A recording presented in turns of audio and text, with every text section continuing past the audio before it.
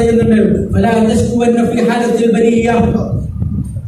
ആളുകള് അള്ളാഹ് എന്ന് വിളിക്കുന്നതോടൊപ്പം മുഹീദ്ദീൻ ഷേഖ് എന്നാണ് വിളിക്കുന്നത്. എന്തെങ്കിലും ഒരു പ്രയാസം ഉണ്ടാകുമ്പോ, എന്തെങ്കിലും ഒരു ബുദ്ധിമുട്ടുണ്ടാകുമ്പോ, എന്തെങ്കിലും ഒരു രോഗം ഉണ്ടാകുമ്പോ, എന്തെങ്കിലും ഒരു അസുഖം ഉണ്ടാകുമ്പോ, വല്ല പ്രയാസങ്ങളും ആക്സിഡന്റുകളും ജീവിതത്തിലേക്ക് കടന്നു വരുമ്പോ പെട്ടെന്ന് അവരുടെ മനസ്സ് തേടുന്നതും അവരുടെ മനസ്സ് ആഗ്രഹിക്കുന്നതും അവരുടെ ചുണ്ടുകൾ അനങ്ങുന്നതും ഷേഖ് അബ്ദുൽ ഖാദിർ ജീലാനിയെ വിളിക്കാനും മുഹീദ്ദീൻ ഷേഖ് എന്നാണ്. എന്നാൽ അദ്ദേഹത്തിന്റെ നേരെ മറിച്ചായിരുന്നു അദ്ദേഹത്തിന്റെ ജീവിതം എന്ന് നമുക്ക് മനസ്സിലാക്കാൻ കഴിയും. അദ്ദേഹം പറയുന്ന നോക്കൂ നിങ്ങൾ,